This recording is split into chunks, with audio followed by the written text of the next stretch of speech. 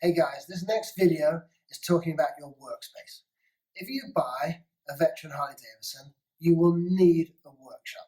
That is not a choice, you will need it because you're going to have to be working on it and it's not something you can work on the side of the road. So, it doesn't matter if you've got your dream man cave all the way through to your mother's garage and everything in between, you will need to find a workspace. I wouldn't buy a Harley, a vintage one, without also ensuring you have a place to work on it. So I'm not going to be here telling you how to lay out your workshop or whatever. That's a personal thing. Everyone has their different ways of doing it. I'm going to tell you my 3 things which I feel are the most important things when it comes to a workshop.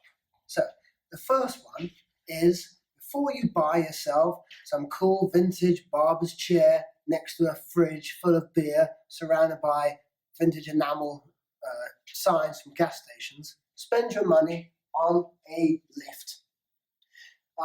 It is expensive, but it's kind of one of those things where it is a game changer. Working on your bike on a lift like this is, it makes it just 10 times easier. And it becomes so much more of a pleasure rather than rolling around on the ground in the cold and the dirt. Working on one of these, it just, I think, it speeds up the process of doing a job on your bike as well. So I couldn't live without it. And obviously, as I said, they're expensive, but there are different lifts for different economies. So you've got these 2 simple lifts, which are not so expensive. This one's pretty simple. You just lay it underneath the bike, and then you just lift it up. And then the other one we have next to us, this is one where it just works with a wrench, and it just lifts it up. And that will just keep the bike at least level and keep it up. So that is my number 1 thing I always have, is get yourself a lift. That's the first thing I would have. The second thing that I couldn't live without is compressed air. And compressed air is one of those things where once you get it, you just can't understand how you live without it. And you'll discover all kinds of different purposes for compressed air.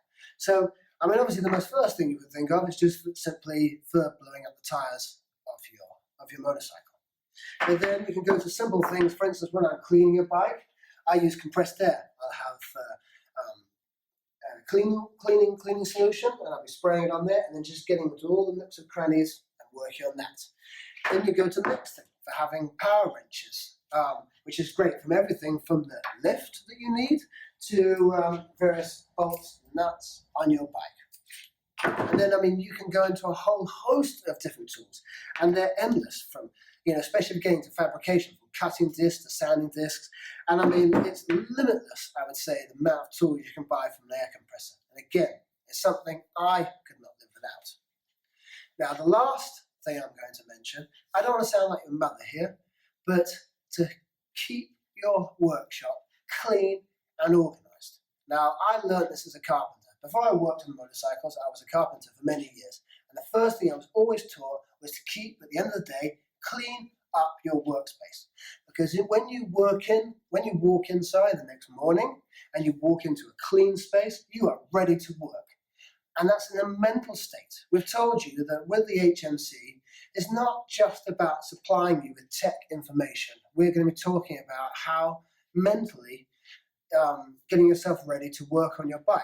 So if you're walking into a clean space, I am ready to go. If I walk into a workspace where there's just shit everywhere, tools everywhere, parts everywhere, I just kind of come in and it just takes me 10 times longer to gear up and get on with the job.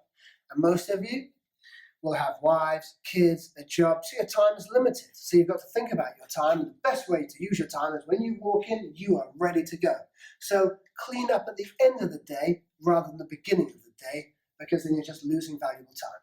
So those are my 3 major tips when you have a workspace.